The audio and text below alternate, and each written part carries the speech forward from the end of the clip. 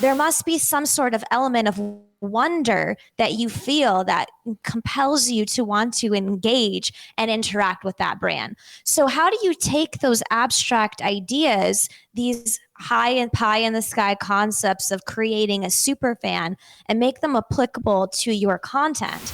That day I said I quit my theater career, as amazing as it was, but it is over. I'm sorry that your debut as the Black Stallion didn't make it happen. FONZI, but It was rough. It was rough. we just came up with the FONZI's nickname, FONZI the Black Stallion. Black Stallion.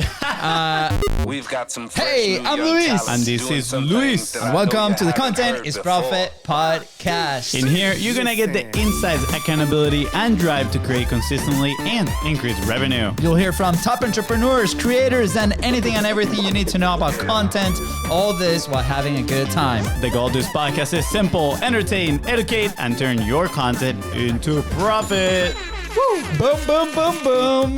Boom, boom, boom, boom, or bippity boppity. Which one is it? Bippity bappity. I know. That's going to make sense in just a second. FONZI, what are we talking about today? Guys, today we're talking all about podcasting magic, infusing wonder into your brand and, content. I think we have a lot of podcasting magic. Do you agree that we have podcasting magic? Podcasting magic. It would be awesome if we had some screen effects or this purple smoke just and then we're totally dressed differently. That would have been epic. Yeah. Yeah, we'll do that post-production. That sounds good. Okay, good. And anyways, guys, if you're enjoying the show, please go ahead and follow it, download all the episodes, and if it's helping you, go ahead and let us know. Yeah, that is right. And if today's guests help you move one step closer towards your goal, please don't forget to share it. And like he said, just subscribe. Let's go. Hope you're ready for some bibbity babbity boo magic. As today's guest, passion for podcasting and branding is very contagious. That is right. She's here to help you infuse wonder into your own business so you can captivate and convert your audience into brand advocates. She's now the host of the Bibbity Boppity Business Podcast and probably the Disney's #1 fan as well. She has competition there from your wife. I'm going to say that because your wife is extremely fan of Disney. Yes. So I'm just going to, just throwing that out there. Guys, please welcome the real life podcasting princess, Rita Richa. let's go, BIZBROS. What's up, Rita? How are you doing today? Doing it. I'm already heating up. I'm going to have to take off this sweater because the temperature in this All room. right, we're family friendly. We're Disney family friendly, my friend. All right, calm it down. I promise. I have a shirt on. Boom, boom, boom. I know. For those listening, please go ahead and watch the video. I mean, FONZI, the No, I am PG not. version. If you guys are thinking, I do not do that. Boy. Anyways, Rita, obviously super stoked that you're here. We were just talking about it for 10 minutes. We're like, we should actually start the show. And, you have an amazing platform. You help these amazing brands and companies to find their voice and their brand. And we chatted a little bit about it. So what, in the last year or so, right? What has been that big thing that people are looking for when it comes to the production, their show, the brand building? Wait. Before we start with that, I want to hear from your words. How do you define magic and wonder? I want to set the stage for those that are listening, too, so they know what they're getting by listening to today's podcast. Yeah, so magic and wonder sound like fluffy Disney terms at first, but they're actually very valuable, I think, ideas to infuse into your brand. So if you think of anything that you love, think of anything that you are a super fan of, think of something that you religiously buy, follow, consume.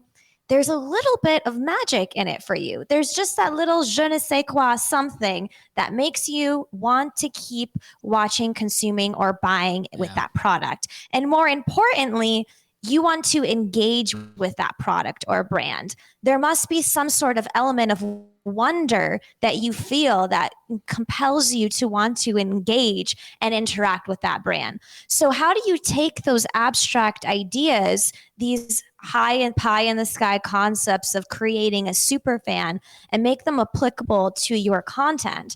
And my opinion is that Disney does it right, because think of all of the brands that they've acquired and the following, the religious following of that said brand, it's magic and wonder. So for me, yes, they are kumbaya fluffy statements, but essentially they are layman's terms for brand affinity and customer connection. And that's what we're trying to create with our content. We want to encourage not only that relationship with the brand, but connection to actually engage with the brand. Because you can post all you want. You can post 1 million episodes, you can post content, you can post blogs, but if no one is engaging and responding, are you doing it right? What are you doing? So that's really where I come in. I want to reignite that connection with your brand, with your audience, so that you understand the magic and wonder of what you do to better connect with your target audience. Yeah. I think that Love it. concept of magic and wonder, it does sound a little fluffy, not to lie, but at the same time, it is a very real thing, right? Like, and you said it, je ne sais quoi, right? The French of, I don't know what that is. But I mean, it is for real, right? Because I know I remember the initial days of us trying to find our voice or like the way that we run the show, or like what do we say, just being comfortable really with who we are in front of a camera, right? Fonzie still doesn't speak right English, right? I sometimes make mistakes in the intro. That's totally okay, right? Sometimes. Yeah, like every episode, 400 episodes, still doing it. But anyways, to try to find that, right? And the number one comment that we get from the guests or the people that listen to the show, even when their request was like, hey, more solo episodes because we like you as the talent, right? And that's something that it has been developed, and there's so much room to still grow, right? But that has been a topic literally in the last week or so, the last couple of weeks, of the talent, the person that actually is running that show, right? The leadership person that goes into that. Like, how big of an element is that? Does that affect like the business big time, right? The platform big time? You have been involved with many companies in this process, right? So I'm very curious to hear your thoughts around talent. Some people, that might be a big ego hit for a lot of people that are publishing at the moment, right? They might be doing all the things right, but if themselves as an attractive character are not engaging enough, are not interesting enough, right? It's almost like something that we have to level up as people and grow to be able to succeed in publishing, right? That's the impression, at least, that I have today. What are your thoughts on that? I would agree. So something interesting about my background prior to getting into the business side of things is I was a former music theater and music major. So before I even got into podcast production and business and marketing, I was trained in classical voice and acting. And those theories of being on stage and encouraging that connection with not only your fellow actors and your audience are things that I think if you've been a subject matter expert in your field for a long time, you have not likely learned. They are learned skills. Some people do have that natural ability, and that is true, but often you can be taught how to have a stage presence and how to encourage connection with your audience, because all it is confidence and listening. If you have the ability to not just passively hear, but truly listen and empathize and understand what your guests are saying, in turn, you're going to be able to provide questions that make them feel heard and also make the audience feel acknowledged as well, too. So that's a lot to say, but all it comes down to is you as a host are in charge of guiding the energy and the conversation for both your guests and your listener. And if you're having trouble doing that, there are things you can do to improve that so that you are not missing out on the content opportunities that you're looking for. So for example, I once did a podcast with a couple of people. They are a very large brand. I can't say who it is, but they're a very large brand. And they had a tech merger that they were doing. There were 3 very well-known CEOs. They were doing a tech merger. And that's all I had to go off of them for that podcast episode. I was just like, what are we going to talk about for 30 minutes? Like, your business merged. Like, okay. So like, what do I as a host have to contribute to this conversation? Yeah. But I did some digging, and I actually found out that all three of them secretly really liked superheroes. Of course, that's the Disney in me, right? Yeah. So sometimes when you are looking to make that connection and find common ground with your guests in order to host an effective episode, you have to think about what they do outside of work. I mean, for me, it's Disney, but for other people, it's sports. Do you have a same sports team that you like? Think about the affinity and camaraderie that comes from that. For other people, it's cooking. Maybe they're a huge foodie and you guys can, really connect over food. What it is, it's an icebreaker. You want to break down the walls and break down that I'm a higher role than you, or you're a higher role than me mentality, and connect as humans one-to-one, right? Yeah. So I connected on the superhero thing because I love Marvel. And I was like, okay, so guys, I'm not going to lie. I don't really understand your level of business. Like, I'm a podcaster and a content marketer. I'm not a CEO of a massive tech company. But what I'm hearing, tell me if I'm right, if I'm hearing this, is that the three of you came together like the B2B tech Avengers and created the vibranium of your industry. Yes or no? And they said, yeah, actually, pretty much. So you know what? There you go. Instant connection, and also educational in a way that's palatable for the audience that's going to consume it. Yeah. Two things. First of all, I want to comment on, you talked about your theater experience. I myself have some, previous theater experience, Here goes a super random story. It ended abruptly. I'm not going to lie. My theater experience ended abruptly. But I think I was in like 6th grade, something like that. And we had club at my school, and I signed up for a theater. And we were a mess. We were like the worst group. Like, we were in theater because we couldn't get in other clubs. Sports? Yeah. And at the end of the day, it was a lot of fun, but we were literally terrorizing the teacher. And she was like panicking, and we're like, okay, we're gonna do Tarzan. I think it was the play that we were trying to do. It was like a week before the play. Nobody knew anything. And she's like, okay, well, what are we gonna do? And one of the kids in the class was like, why don't we improvise? Why don't we ask the crowd to tell us something and we'll improvise? And the teacher was like, okay, at this point, she already, in her mind, she's like, whatever happens is gonna be a disaster. Let them fail and, figure it out. So she didn't know that we had a plot. We had selected somebody in a group of friends and be like, say this, and we know exactly how we're going to act it out. Turns out the day of the show comes in, and the teacher goes out. They're going to improvise. Who wants to do a recommendation? And her friend lifts his hand, and a kid a year younger than us, that is terrible. Everybody knew this kid was terrible, lifts his hand too. And we're like, oh no. And the teacher, you could see it in her face. She was like, oh, this is my moment for vengeance. And she picked the terrible kid that is a year younger than us. And it's like, okay, what do you want them to do?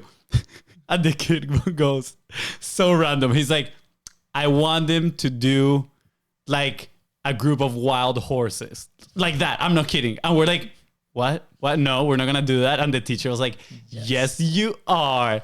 And I'm not kidding. We went outside in front of like half the school, and we were just like pretending to be horses. It was terrible. That day I said I quit my theater career, as amazing as it was, but it is over. I'm sorry that your debut as the Black Stallion didn't make it happen. FONZI, but it was rough. It was rough. We just came up with the FONZI's nickname, FONZI the Black Stallion. I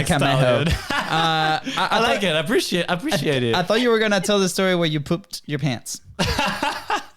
That's a different story. We're going to leave that one for a different podcast.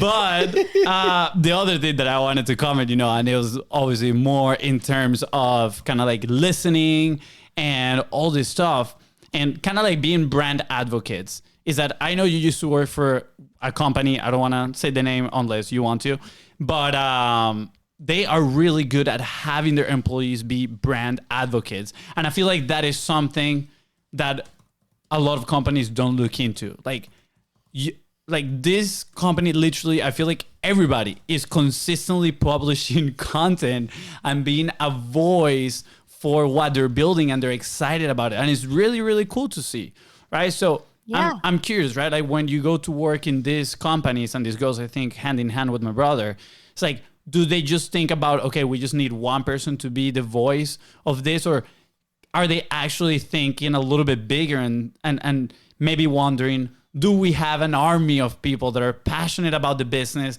that they want to share it, and at the same time, they're going to build brand awareness? Yeah, I mean, you're right. I did work at an agency prior where I really learned about LinkedIn personal branding. And I feel that because I was developing that before I even started my podcast, it really helped me understand the why that I had behind what the content was that I was creating. It helped me to see kind of who naturally was attracted to me on my platform. And more importantly, it helped me to develop my voice online and teach me about writing and how to, create posts that encourage engagement. Because I think when I first started, I was thinking about, well, what do I want to write about? And that's the first mistake that you can make when building your personal brand. Only thinking about what do you want to talk about? What do you want people to hear is a better question you should ask yourself. As a result of that, what do you want people to learn? And lastly, how do you want people to associate you? What is that thing that they can identify you by? My friend and I, we call it a social identifier, that thing. For me, it happened to be Disney. And you know what? People, when they see things out and about that are Disney related, like a Disney pen with a crown on it, they'll randomly message me and be like, hey, I thought of you. Look at that. You want people to think of you. So it starts with you. And then, like you said, it can grow into an army, but you need the first voice to be established. Because if you have an army of a bunch of people that are not aligned on key messaging, it's not going to be effective. Yeah. So there has to be kind of a theme that is discerned and discussed and repeated throughout the messaging that everyone can agree with. And so for me, of course, it was first and foremost B2B podcasting. But then I thought, that's something that is now often discussed. So how can I further ideate on what my social identifier is from there? So yeah, I mean, there's not a lot of B2B people that like Disney, or at least they want you to think that, because there's a lot of closet Disney fans out there. I'll tell you that. But people do recognize me for that person. And it became something that I enjoyed because it's something I felt uniquely connected to, and it was authentic. Oh. That's the biggest thing. If you don't feel authentic in what you're doing, you will not continue that content. You will burn out. It will fizzle out. Maybe it's a great idea and abstract, but it's not something that is truly you. Yeah. And that's why it's a personal brand. You have to personally relate to it, but also feel excited to personally share that with others and help them. Yeah, 100%. I really like that. Fonzie, hug the mic? Or no. Can I add? Yeah, you can add, thoughts? but okay. I wrote here, what is ours? Kind of like, what is our differentiation there?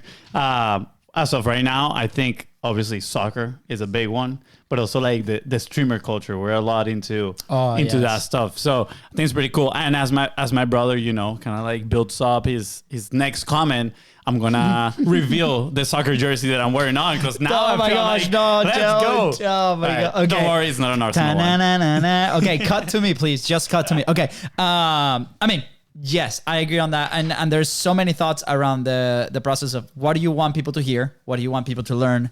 How do you want them to associate with you? And we had a identity conversation a while back with Bart Miller. He's a guest on the show. And I remember it was early in our podcasting stage, and we were talking a lot about soccer and how we lost, I'm doing air quotation, that identity. and how we're like trying to discover that new one through the podcast, right? Because that was the medium that we chose to publish. And I feel like a lot of the leadership in different companies might be lost in that sense, right? They put the company first and it has to be like the company persona, but there's not really aligned, or they don't fully dive into, you know, that persona that they can be, you know, and be truly comfortable with themselves, right? I think that's what it does. So, and I have a follow-up question on that side and how establishing as your voice, but I feel is really curious how you niche down. Your niche down is not on the topic itself, it's on the personality and the people that you bring on, and like how do you connect on the back end with that, right? Like, and for us, I feel is very similar, and we feel very comfortable with like a type of person, right? And we've had maybe like 2 or 3 guests that we might not sync like 100%, and the conversation can get a little awkward. I think we're pretty good at navigating those situations. But at the same time, for a lot of people, that can be a lot of friction when trying to create this connection or have this conversation, right? So there's a lot of elements that we use. You know, if you look at our screen, you know, there's Pokemon here, there's the TV, there's video games, there's like soccer, there's like, you know, podcasting, there's this equipment, there's a bunch of stuff that people can see around you. And we talked about this with Bart in the call that we had with podcasting, where what are some elements that people can relate to you?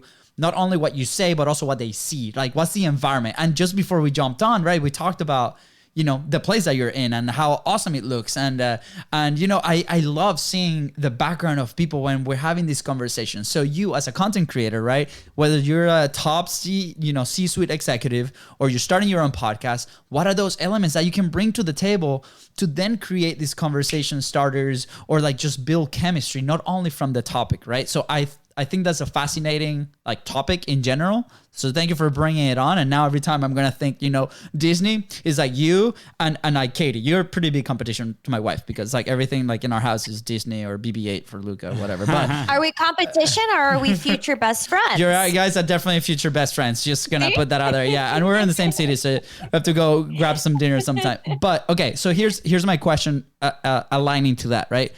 I see how bigger companies can have an issue with this, right? Because they're portraying an image that they might be having that image for years now. And now because we have to evolve, right?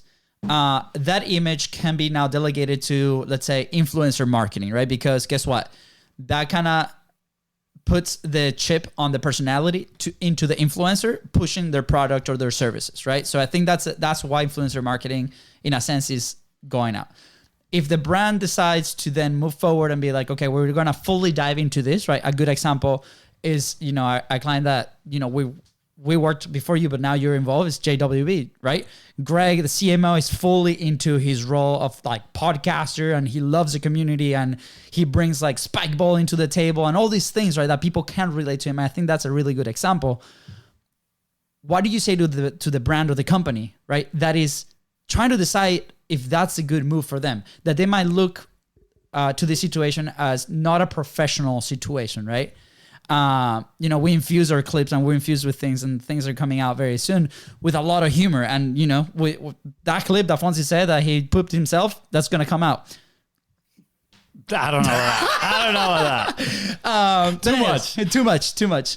But what do you say to a brand like, okay, in today's media environment, this is a very important factor to differentiate yourself and be unique in your content creation process. What would be your advice?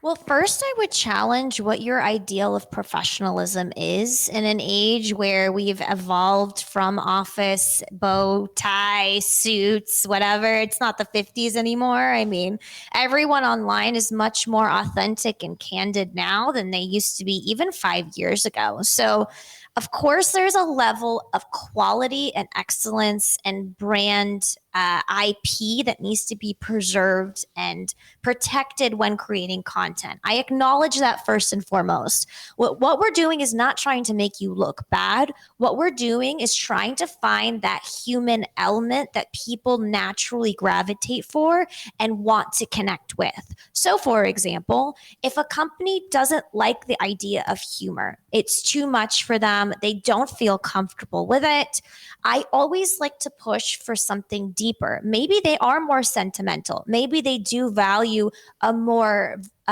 deep connection with their audience, right? So something that no matter what company you are or brand you are, that everyone can relate to is emotion. So start with the emotion. What is the emotion that you want to evoke out of your audience and future ideal customer? Is it inspiration? Is it fear? Is it excitement? Is it curiosity? Lean into the emotion first and then go deeper. So for me, wonder is something that I look to inspire and evoke from my content. And it is a word that I use and remind myself with every single episode. How do I evoke wonder into my work so that people feel compelled and in awe of what I'm creating? It's basically storyline and premise development. Think about any movie that you've watched. You leave it feeling something. You leave it wondering, okay, like, what was the main message that they wove into every scene, every line, every character? There's an overarching theme. So rather than getting hooked on the idea of what I need to talk about or is it going to be professional, try to establish a theme rooted in emotional connection that is easily able to translate to all of your pieces of content. So for an HR company, maybe your theme is people first. Maybe that's a theme that you really think you could relate with as a company. It's nothing wrong. There's nothing humorous about it. But if you have a people first theme, who are you going to interview? Do they have people first ideologies? What kind of stories do you want to share? What kind of music do you want to collaborate with? I mean, there's more than just humor. There's music, there's art, there's brand activations. And the podcast is the safe place to explore that before you go out and do those things. So it's a testing space for that idea. You can use it for market research to see if your target audience is resonating with that theme, if they're catching on with it. And if you try it for a season and it doesn't go anywhere, you didn't lose any money. You didn't lose. All you did was try something. You can try something else the next time you do it. Yeah, I think you hit an important point in there. And I read this, I think it was a LinkedIn post from a good friend that has been on the podcast. He is really big into podcasting and he has a course out there. And he was saying what he notices is the biggest difference between, podcasts that don't do so well and podcasts that do really, really well is that podcasts that do not do very well, they focus a lot in already trending like strategies, right? And at that point, they're already mainstream in a way. But he says that the podcasts that are very successful, they actually use it more as a testing ground to try to see if their ideas are going to resonate, right? So I equate that a little bit more to thought leadership. I feel like people, they want to tune in and connect with this thought leadership and see, okay, what's next? What's up to come? What can I expect? What can I potentially pursue myself, right? And I think that goes hand in hand with what you're talking about. And by pairing that with a feeling, like you're saying, it doesn't necessarily needs to be, funny or silly, like my brother, it can be, sentimental and deep and smart, like FONZI the Black Stallion here, right? It can be epic even. It can be cinematic. Epic. It can be cinematic, true. It can be a whole thing where it's like The Onion, where maybe you act like you're serious, but the whole thing is a joke. It's a joke secretly. You know what I mean? Like, I think when companies start, they think, oh, you're trying to make me funny, which I love personally. But that realm of corporate is naturally going to be averse to. Yeah. So it's like, okay, let's pin it. It could be that, but what else can we explore together? Yeah. At the same time, I think you make a great point here is entertainment, right? Like people go into all these things. Sure, they want to consume great information, but at the end of the day, also, even if they don't accept it, I feel they still want to be entertained. They still want to have a good time listening to this thing. Like nobody's going to tune into something that is just going to make them feel worse, right? Yes. It's basically like, in addition to the story, the podcast isn't you having, well, it's in addition to what we're saying with the emotion, rather. Yep. The podcast isn't just you talking, it's a story. Is your podcast telling a cohesive story from beginning to end? If it's not, if I can't take your podcast out and like from a million episodes and just pick it out and be like, oh, this is what they're all about. This is what these people like. I wonder what other episodes are like. Did they tell something else related to this topic? Like if it doesn't feel like I was brought in immersed, you talk about immersive storytelling a lot in Disney. If I wasn't immersed into your story and I was just like over eavesdropping over your phone call, like that's the difference between a great podcast and just something that you recorded and put online. Something that resonates a ton is the change of perspective that this brings to the table, right? Podcasting as a platform, or even I'll dare to say any long form content creation, people often see it as the end point, right? But here's how I will challenge that idea: is that long form, whether it's a podcast or a video form, is a starting point of something else. It's just happened to create a ton of leverage towards your business and your relationships, right? Because guess what? Like operationally, right? Like it, you know, in our roles, I'm more of like the system side. So I'm going through this in my head. It's like, okay, perfect. We create this amazing episode with you today, right? And this is for people that are working on the production side, if you're listening, right? Or if you want to see how can you leverage this piece of content in many ways, right? Production wise, we're going to have this. And obviously there's the obvious aspect that we're going to clip the entire thing because it's full of value, right? And then these clips are presented in different platforms for other people. Guess what? Those clips are going to give us feedback. Is this topic resonating, right? Then we can grab those and create more off of that. We can create discussions. We can create conversations online with our ideal clients or the market that we're serving. Now, this is the other thing from this episode. We can distill the best ideas and then we can create a YouTube specific video on this specific topic. Like what are the top 3 things? What are the top 4 things to consider when X, right? What is something that my audience is already talking about? And then we can optimize for that platform. So I'm getting like very specific in this because I really want to paint the picture of the podcasting or this creation process of long form as a starting point and not as the end point. I think it brings a ton of opportunity. And by just flipping your point of view in that sense, I think the game completely changes now because now you allow yourself to be free in the creation process and be like, perfect, this is an open door of possibility. And then based on your company values, based on your company resources, capacity, staff, then you can go and explore different ways, right? We had the discussion yesterday where I really want to leverage the podcast for blogging, right? Like, and I think like there's a capacity conversation there internally for our company, but I think there's an opportunity that we can take advantage of that we've never blogged before, right? So I think based on the thing that we already create, why not, right? And we're trying to play with our capacity and our resources and our staff and the systems and all that. But I think it's an open door for possibility for every single company. So thank you for bringing that point on. I just needed to get that out of my chest. Well, no, on the blogging thing too, like if you understand your story and you have some points written out in advance for your long form content, that's going to help your blog. Because if you prepare in advance, what you do in advance in your long form content helps provide extra value and meaning to your clipped content, your repurposed content. Because if I come on here and I talk for hours about whatever, it's actually going to be harder to repurpose that content. It's possible, but is it going to be streamlined across your brand? Is it going to create that long-term affinity? Yeah. And something that I think content creators can sometimes forget about is that the greatest movies were written down at some point. Someone sat there with a pen or a napkin, maybe a keyboard, and they jotted down some points, and maybe not always. I'm not saying to script your podcast. You can if you want, But what I'm saying is take some time to really think about what you're going to say before you say it,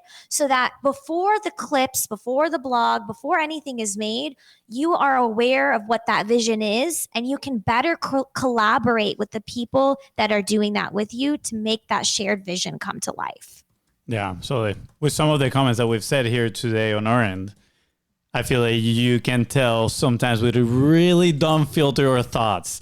And we're okay with that, right? It's We're okay with that. That's definitely part of the personality. Yeah, well, I was going through my head like an example of somebody that we have in the service at the moment, right? And the initial aspect was the initial attraction to mutually work together was the seamless, how it seems so seamless, right? They were in this platform, they were like, oh my gosh, like it seems very no friction, right?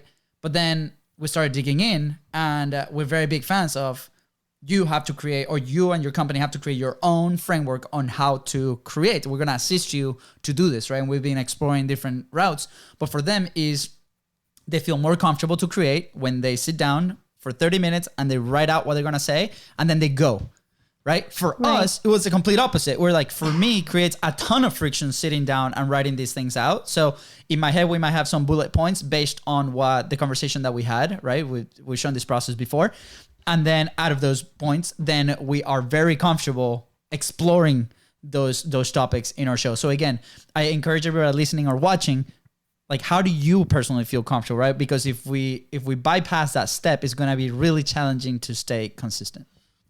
Yeah, and I want to make sure to convey that I'm not saying I want you to script anything or overthink anything. Yes. I think if you want to immerse people into the journey of your content, you need to at least give yourself a map. Put 3 bullet points on your mental map of what you want to say, and then let the conversation and those points guide you to your story. So and if you don't want to do that, then sure. I mean, there's so many podcasts out there where like that's the whole personality. But I think in my industry, specifically B2B corporate, all of those things, those kinds of practices are usually welcomed because they're already kind of coming from a place of fear or uncertainty. But for us, the former theater kids, or maybe just like hanging out, talking, always content creators, like this is just a no-brainer for us, you know? So you're right. It's whatever works for you. And starting from there and acknowledging that will help your process as well too. Awesome. Fonzie, any final thoughts as we wrap up? I think I have a question, but I'm going to put it in the back of my pocket for next time you come here. So, doors are open for round 2, because I think, building magic is not something that you do just in just one episode. You build magic. All right. It's a relationship at this point. We need to do coffee sessions, We need to do a song session. Guys, go check her out on LinkedIn. Scroll down, hit that LinkedIn link, and I don't know exactly what date it was, but just go and read everything that she publishes. But I'm pretty sure there's a video of her playing the piano and singing, and the things that she's not just like singing The Greatest Showman. She's like singing actual valuable content. So make sure you give it a listen. She's amazing. Rita, where would you be if you did not publish? Where would I be if I didn't publish? I'd be on Broadway, man. I'd be there. I didn't make my big break in Little Mermaid or Beauty and the Beast and all of that, but it's all right. I'll take a close second. Hey, it's never too late. It's never too late. It's never too late. You'll see like a podcasting show on Broadway. And there's like Rita, the podcast. Working with Rita. Live podcast episode in a theater. I'll take that. It's happened. There's a group of Venezuelan creators that we follow. The translation is School of Nothing. And these guys started in Mexico City, just 3 friends. They all have like media backgrounds, comedian backgrounds, right? Mm-hmm. And they sat in like this random music studio with their iPhones, recording themselves have a conversation literally about nothing. Like Venezuelans, we have this thing where we can sit down for hours and hours and we can talk about nothing, right? And and that was the conversation. So it was like you were there sitting down with a group of friends. These guys in the last 3 years have grown to the point that they do live shows in theaters packed with people. It's the same format of the show. They just go in there and they interact with the audience, and they were able to find their voice through that magic and wonder and like really what their personality is on the show, and they have grown. So it is possible, right? Like, so again, what you put in mind. I mean, I would challenge you. Is the theme nothing? Or is the theme friendship and connection? Yeah, the name is the School of Nothing, but absolutely. Right. But like if you're listening to it and you're like, man, how do I hop on and talk about nothing? Like, think about it. Maybe that'll help you with your strategy when you're trying to figure out what your show is. 100%. They have a very like consistent theme on how they tackle these conversations, right? They have their framework. And again, going back to the thing, what is your framework? I think it's very important to put in the time and start creating your framework. You don't have to have it 100% to go start. Start with like the first two pieces and then grab feedback from your own intrinsic, purpose, and then from the audience and what it seems relevant to you, your industry, your company, and then move forward. But Rita, I think this is awesome. Sorry, I'm gonna add something here. I'm gonna take the question that I took, that I put in my back pocket. I'm just gonna use it as a hook for next episode because I think it matches perfectly this, right? And we send a form before you guys hop in here on the podcast. And one of the things that you said that was your superpower is helping businesses leaders find their voice through podcasting and tell their unique stories. But also you said you're very passionate about leveling up your podcast guest journey to emulate the level of service you provide in your business, right?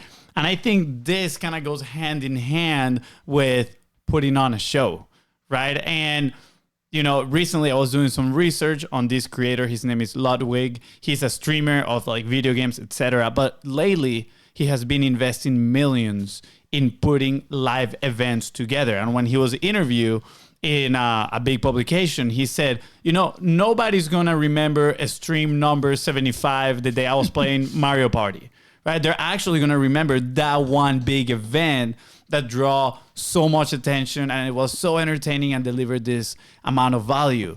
So I think that could be, like an interesting topic that we can talk about next time we bring you on, crafting those experiences. You mentioned a few times here doing those activations for some of your clients. So that could be next level, right? Episode 2.0 of podcasting magic is going to be discovering how do we put these journeys and these experiences together that not only reflect the value of our business, but also highlight the magic of the person that is running those businesses in there. So I'm excited. I think it's going to be a good episode.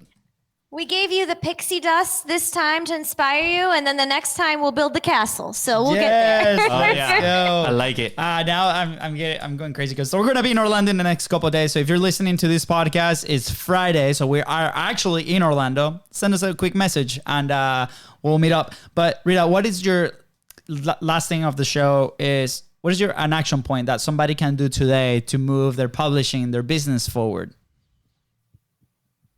Based on what we talked about today. Based on what we talked about today, one thing that you can go do is do what I like to call a content audit on your website. Go to your website, scroll through every single page that you have, and ask yourself, how does this page make me feel? What does this page make me want to do? Ask yourself those two questions. And if you don't feel anything looking at your website, looking at your content on your website, maybe listening to your own podcast, it might be time to reignite what you do and find that wonder and that certain thing that will help you feel that so that your audience can feel that as well. You get the studio clap and now the audience follows. Yeah. And the reason is like we literally had this conversation a couple of days ago. We felt like the show was lacking something, and that something was the live stream. The live stream for some reason ignites our energy big time. The format was still the same. We were having these amazing conversations, but in a sense, this environment for some reason does it for us in many ways. And I encourage everybody, right? Like it was a very honest conversation, right? That we had to have. And I think it's helping. Right, Fonzie? Yes. Yes. It was like, yes. Anyways, I think, I don't know. Do you have anything else to add, Fonz? No, thank you, Rita. Thank you so much. This was absolutely amazing. And can't wait to, build a castle next time. And hopefully we can do it live too. Cause I think you're in Jacksonville, right? Yeah, I'm always down for a live stream. It's my favorite thing to do. There we go. We'll go to Disney. We'll do it. We'll just put a table right in the middle and stream it there. On a roller coaster. Content! Woo! That'll be awesome. I know. All right. With that said, guys, thank you so much for tuning into the Contents Profit podcast. Go ahead and follow the show in your favorite podcasting platform and on social media at BIZBROS Co. That is Ryan and Rita here, help you move one step closer towards your goal. Please don't forget to share this episode and leave a 5-star review. I was about to start singing, but I didn't want to. I didn't want to take the whole stage. See you guys. Bye, guys.